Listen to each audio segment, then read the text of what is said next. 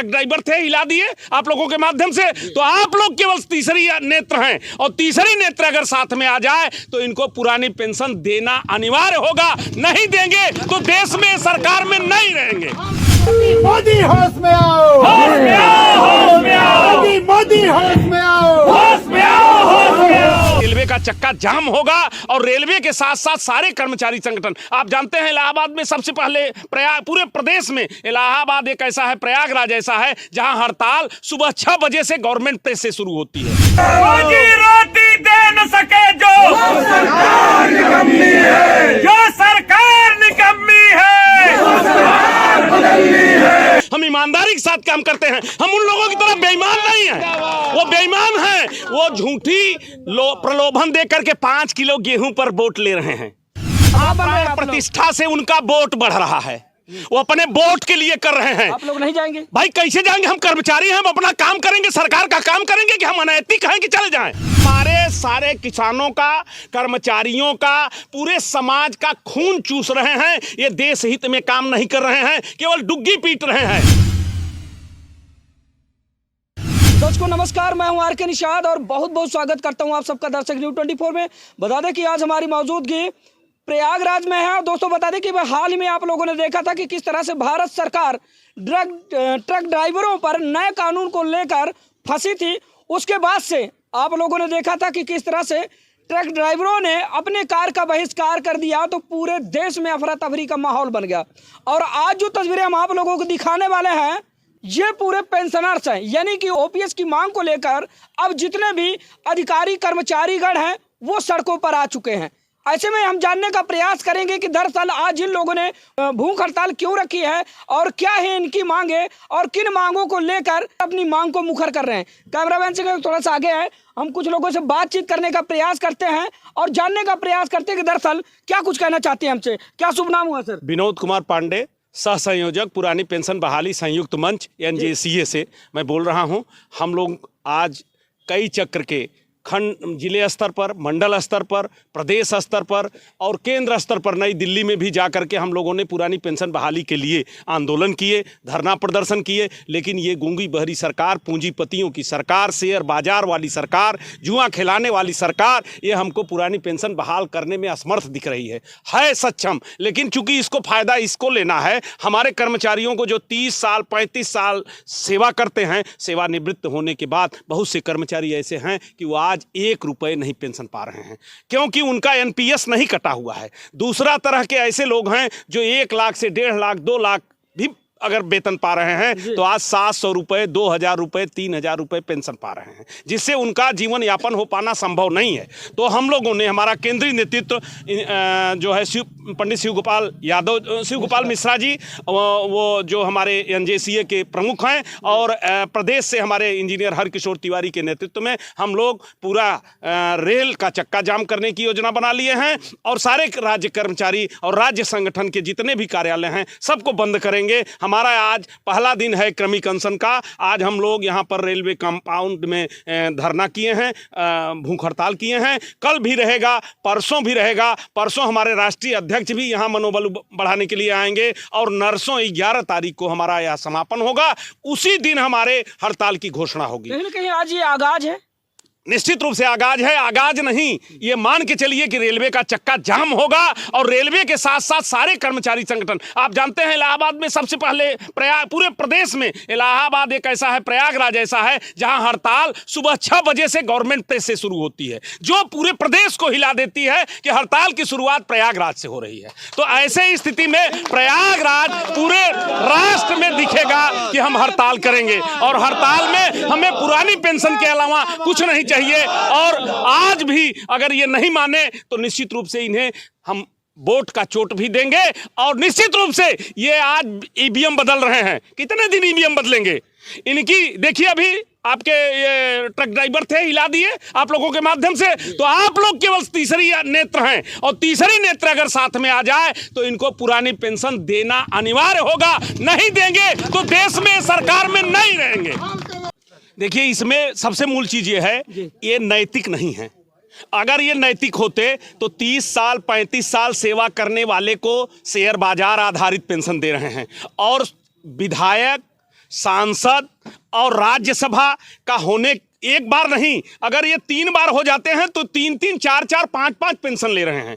इनकी स्थिति, ये देश हित में काम नहीं कर रहे हैं, ये पूंजीपतियों की हित में काम कर रहे हैं। अभी चुनाव लड़िए। नहीं, चुनाव हम लड़ेंगे, हम नौकरी में हैं तो चुनाव कैसे लड़े?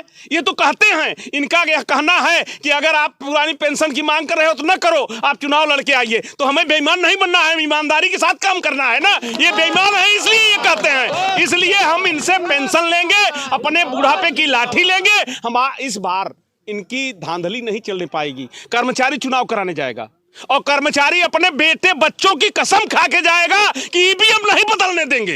हर जगह हम पहरेदार हैं, हमारा पुलिस भी पहरेदार है, हमारा जो है वो आईएएस भी पहरेदार है। क्या अभी तक आप ईवीएम बदलते नहीं, निश्चित रूप से भाई है, इसलिए कि हमारे कुछ लोग ऐसे हो सकते हैं ना, तभी तो बदल लिए हैं, तभी तो बदले हैं। अगर ये बेईमानी न किए होते तो ईवीएम न बदला जाता। उसमें हमारे लोग कुछ रहे होंगे भाई गद्दार। क्या आप में गद्दार नहीं है? हमारे में भी गद्दार हैं इसी ढंग के। 100 में 1-2 तो गद्दार ही हैं जो बिक रहे हैं। आज जो है वो जो दुकानें चल रही हैं संगठनों की, नहीं तो इस सरकार की क्या औकात थी?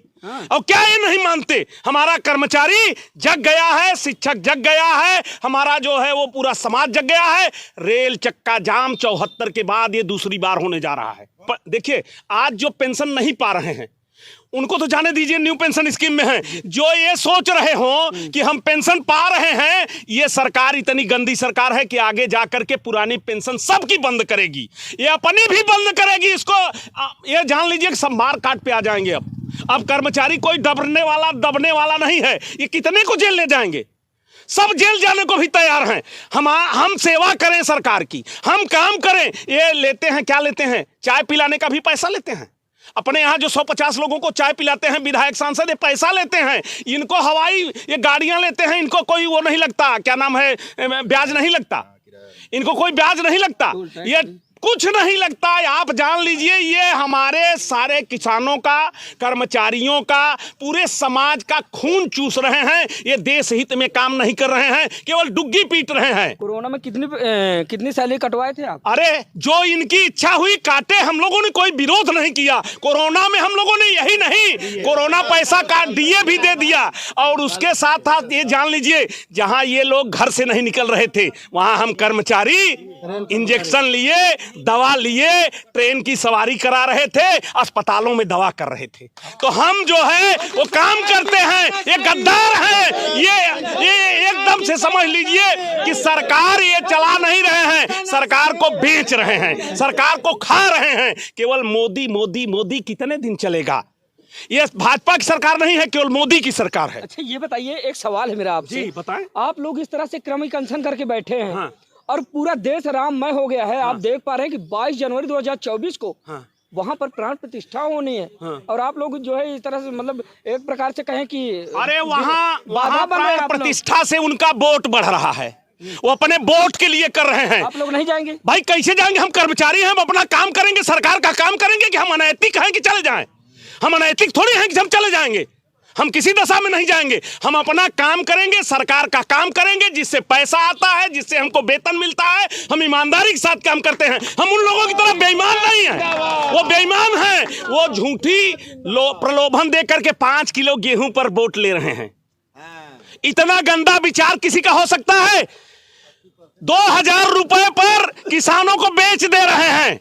इनका नैतिकता खत्म है। ये वोट लेने के लिए हम भी वोट देते हैं, लेकिन हम नैतिक हैं, हम नैतिकता से काम करते हैं। अगर ये अनैतिक हैं तो अनैतिकता का जवाब इनको दिया जाएगा निश्चित रूप से। जैसे कि दोस्तों आप सुन पा रहे हैं कि यानी अपने बुढ़ापे के सहारे को लेकर लोग बाग इस तरह से क्रमिक अनशन पर बैठे हैं और इनकी जो मांगे हैं निरंतर आप सुन पा रहे हैं। एक एक करके हम सबसे बातचीत करने का प्रयास करेंगे और जानते हैं कि दरअसल इन दिनों इनके दिल में जो आग लगी है वो किस तरह से निकलकर हमारे और आपके सामने आ रहे हैं। क्या शुभ नाम है सर? मेरा नाम शीतला प्रसाद श्रीवास्तव है जी। मैं AIRF का जोनल सेक्रेटरी हूँ जी। ये कार्यक्रम पूरे भारतीय रेलवे पे चल रहा है। ये तो विषय वस्तु आपको पता ही है कि सिर्फ एक मुद्दे को लेकर के, पुरानी पेंशन बहाली के मुद्दे को लेकर के। क्या मैं जान सकता हूँ कि आपके इस क्रमिक अनशन में किस किस रैंक के अधिकारी कर्मचारीगण या किस किस विभाग के अधिकारी कर्मचारीगण सम्मिलित हैं? देखिए, अधिकारी इसमें डायरेक्ट तो सम्मिलित नहीं हो सकते, इसलिए कि ये सहानुभूति तो होती उनके अंदर उन्हें।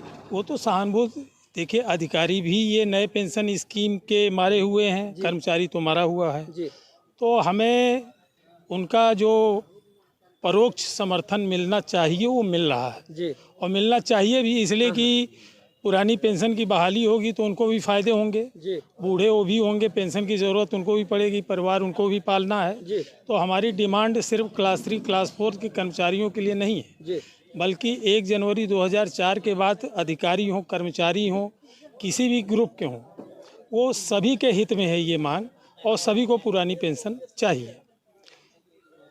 तो इसलिए हम कई सालों से इस मुद्दे को लेकर आंदोलनरत हैं। अगर मान लीजिए आप लोगों की मांगे पूरी नहीं हुई तो आगे का क्या टारगेट प्लान आगे है? हम अनिश्चितकालीन हड़ताल पे जाएंगे, यही मेरा एक अंतिम विकल्प है हमारे पास। जब हम अच्छे तरीके से शांतिपूर्ण ढंग से आंदोलन कर रहे हैं, सरकार से अपनी मांगों को मान रहे हैं। अभी कैबिनेट सेक्रेटरी को मैंने अवगत कराया, अभी 15 दिसंबर को जो स्टीयरिंग कमेटी की बैठक हुई, जिसमें फैसला लिया गया कि 8 से 11 जनवरी तक हम पूरे देश में क्रमिक हड़ताल करेंगे, तो वहाँ ये भी तय हुआ कि देश के कैबिनेट सेक्रेटरी को इससे अवगत करा दिया जाए। तो 15 दिसंबर को ही कैबिनेट सेक्रेटरी को JFROPS के संयोजक माननीय श्री शिवपाल मिश्रा जी ने पत्र लिख करके अवगत करा दिया कि आज ये स्टीयरिंग कमेटी की बैठक में ये निर्णय लिया गया है कि हम 8 से 11 जनवरी तक भूख हड़ताल पे जा रहे हैं, और अगर आपने मांगे नहीं मांगना तो हम अगली स्टीयरिंग कमेटी में ये तय करेंगे कि हमें नोटिस कब देना है और कब से हड़ताल पे जाना है। और आग्रह भी किया है, विनम्र आग्रह किया है कि हम फिर से सरकार से आग्रह करते हैं कि आप हमारी मांग को मान लीजिए, हम आपसे टकराव नहीं चाहते हैं। उसके बावजूद भी अगर आप नहीं मानेंगे तो हमारे पास कोई विकल्प नहीं हो, सरकार की आगे की जिम्मेदारी होगी। चलिए ठीक है। यहाँ पर बहुत सारे हमारे साथ लोग बाग हैं, सबसे बारी बारी जानने का प्रयास करते हैं कि दरअसल इन दिनों जो उनकी मांगे हैं जो मुखर कर इस समय सामने आ रही हैं, तो आखिर इन लोगों का कहना क्या है और क्या कुछ ये सरकार को बताना चाहते हैं। और क्या शुभ नाम हुआ सर? अरविंद कुमार मिश्रा, मैं मांडलिक मंत्री उत्तर प्रदेशी प्राथमिक शिक्षक संघ मंडल प्रयागराज जी। और मैं अपने राष्ट्रीय नेतृत्व और प्रादेशिक नेतृत्व के निर्देश पर जी NCZCA का जो ये क्रमिक चल रहा है, हम लोग पूरी तरह से समर्थन जी और जो भी निर्देश होगा उसका हम लोग पालन करने को कटिबद्ध हैं। और सरकार से हमें ये कहना है कि जो सरकार हमारे प्राचीन मूल्यों को और संस्कृतियों में बहुत विश्वास करती है, जैसा आपने याद दिलाया कि 22 तारीख को राम मंदिर का हो रहा है, जी हम ये कहना चाहते हैं कि हमारे प्राचीन ग्रंथों में, स्मृतियों में भी ये अंकित है कि कोई भी राज कर्मचारी हो तो उसके रिटायरमेंट के बाद उसके जीवन का पूरे भरण पोषण का ससम्मान जीने का, इवन रामायण में, मनुस्मृति में, सारे में उल्लेख है।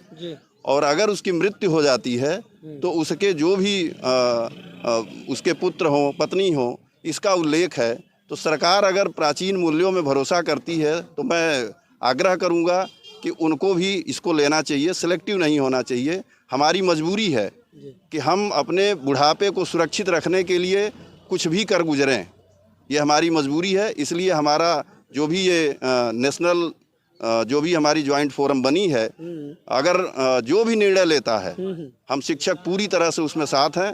हम अपने यहाँ प्रयागराज जनपद के जिलाध्यक्ष अखिलेश द्विवेदी, हमारे जिला मंत्री जी हैं, और अपने सारे ब्लॉकों के साथी हमारे आए हुए हैं। हम पूरी तरह से सहभागिता करेंगे और जो भी निर्देश हमें मिलेगा, हम अनुरोध भी करेंगे कि हमारा राष्ट्रीय नेतृत्व जैसा भी निर्देश देता है पूरी तरह से हम लोग उसके साथ हैं, क्योंकि ये डू और डाई की स्थिति अब आ रही है 2024 वाली। धन्यवाद। तो सुन पा रहे होंगे आप, इसमें हमें कुछ ज़्यादा बोलने की ज़रूरत नहीं है। आखिरी विकल्प इनका क्या है और किस हद तक जा सकते हैं, ये आप तस्वीरों में सुन पा रहे होंगे और देख पा रहे होंगे। क्या शुभ नाम हुआ सर? मेरा नाम DS यादव है। मैं नॉर्थ सेंट्रल रेलवे में यूनियन का मंडल मंत्री हूँ। जी। प्रयागराज में आज भूख हड़ताल हो रही है सिर्फ OPS के विषय में। जी।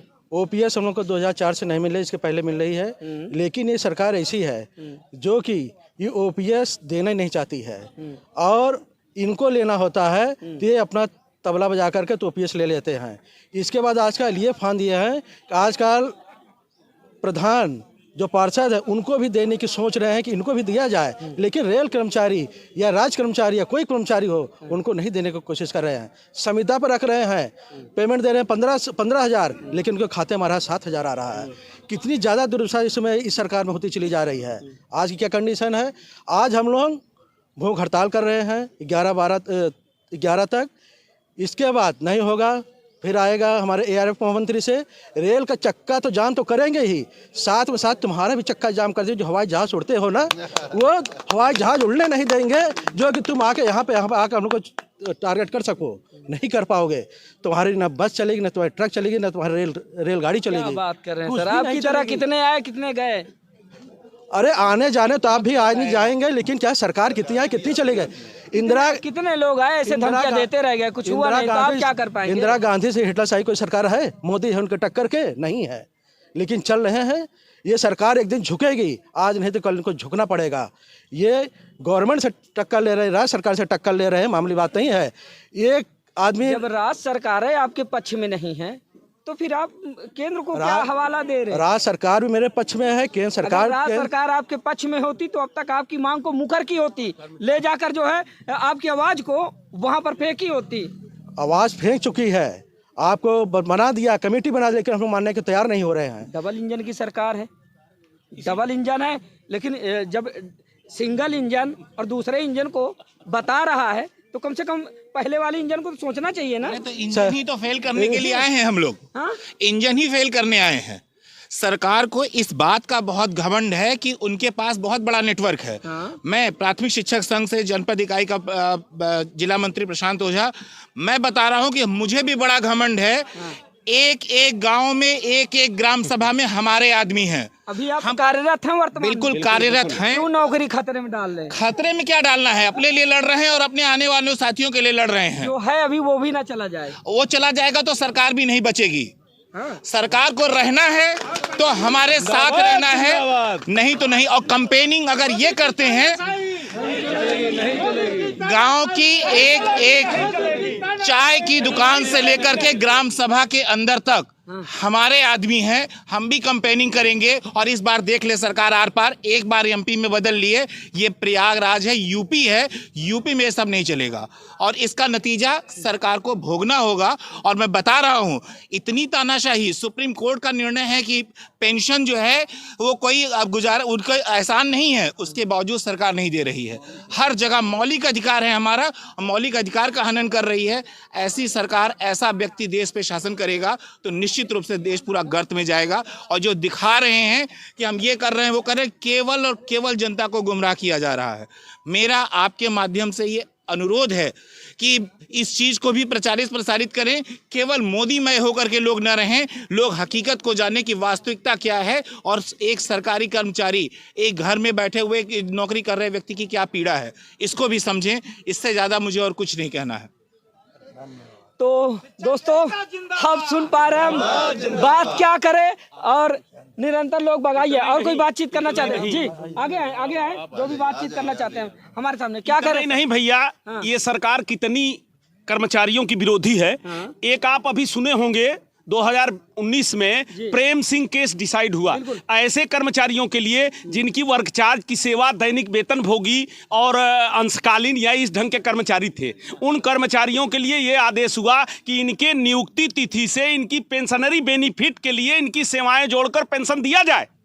सुप्रीम कोर्ट के आदेश को इसने हवाला देकर के मतलब एकदम खत्म कर दिया, अध्यादेश ला करके। ये सरकार, यूपी सरकार, कोर्ट है क्या? सुप्रीम कोर्ट है ना क्या? तो ये भी क्या है? अगर वो सुप्रीम कोर्ट के नहीं मानेंगे तो इनको कौन मानेगी? नहीं, देखिए आप ये नहीं, खतरे में तो हम भी हैं सर। खतरे में आप भी हैं, निश्चित हैं। देखिए उसमें मूल ये कहना है कि आज जब सुप्रीम कोर्ट से कंटेम्प्ट हुआ तो आज वही बात मान रहे हैं। तो अगर सुप्रीम कोर्ट है नहीं तो क्यों मान रहे हैं? मान लिए। जिन लोगों का कंटेम्प्ट था उनको इन्होंने मान लिया नियुक्ति तिथि से, और जो लोग अभी बेचारे सुप्रीम कोर्ट तक फिर लड़ेंगे उनको भी इनको देना होगा। इसलिए कि ये न्यायप्रिय होते तो तुरंत अध्यादेश न करते, मान लेते। ये दोस्तों बताते हैं कि जो शिक्षक होते हैं वो पक्के घुसपैठी होते हैं, क्योंकि ग्रामीण क्षेत्रों में इनकी ड्यूटी होती है और इनसे पंगा कहीं भारी न पड़ जाए। हमारे साथ एक दादाजी हैं, थोड़ा सा उन्होंने हमारे पक्ष में 2 शब्द रखे हैं, थोड़ा सा इससे जान लें कि इनको ये खबर कहाँ से जो है मिली।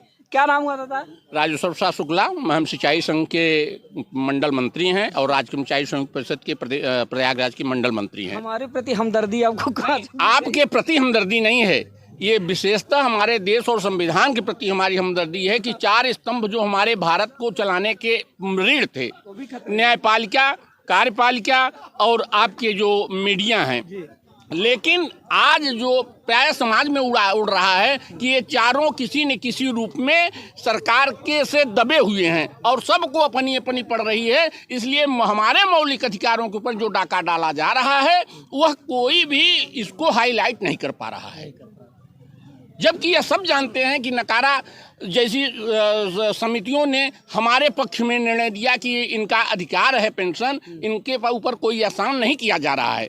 लेकिन उन सब बातों को ये बिल्कुल नकार करके केवल सबको अपने अधीन करके तानाशाही लाना चाहते हैं। इसके विरोध में हमारा सारे कर्मचारी समाज से हम लोगों ने गुजारिश की है, वो सारा कर्मचारी समाज हमारा आंदोलित है, आंदोलन करेगा, आंदोलन होकर रहेगा। इसमें आर पार की लड़ाई है, या तो सरकार रहेगी या तो सभी कर्मचारियों को बर्खास्त कर दें। हम इस हद पर जाने के लिए तैयार जी। तो सुन पा रहे हैं दर्शकों, बता दें कि जैसा कि इनके द्वारा दिए गए बयान के अनुसार ये किस हद तक जा सकते हैं अपनी मुहिम को लेकर, ये भी आप निरंतर सुन पा रहे हैं। और जैसा कि इन्होंने एक बात कही, उस बिंदु पर आप लोगों ने ध्यान दिया होगा कि अगर कोई भी नेता एक बार जीतने के बाद अगर वो विधायक बन जाता है तो उसको पेंशन मिलती रहती, लेकिन जो अपने घर से 30 किलोमीटर, 20 किलोमीटर, 40 किलोमीटर, 50 किलोमीटर जाके शिक्षा देने का काम करता है, भविष्य सुधारने का काम करता है, भविष्य बनाने का काम करता है, बच्चों को शिक्षा संस्कार सिखाता है, उसका बेड़ा गर्क होने की कगार में है और कहीं ना कहीं उसके साथ अन्याय हो रहा है। तो अपने साथ हो रहे अन्याय को लेकर किस तरह से लोग जो है अड़े हुए हैं। फिलहाल दोस्तों आप लोगों की राय क्या है कमेंट के रूप में जरूर बताइएगा। मिलते हैं किसी दूसरी खबर में, तब तक के लिए नमस्कार, जय हिंद।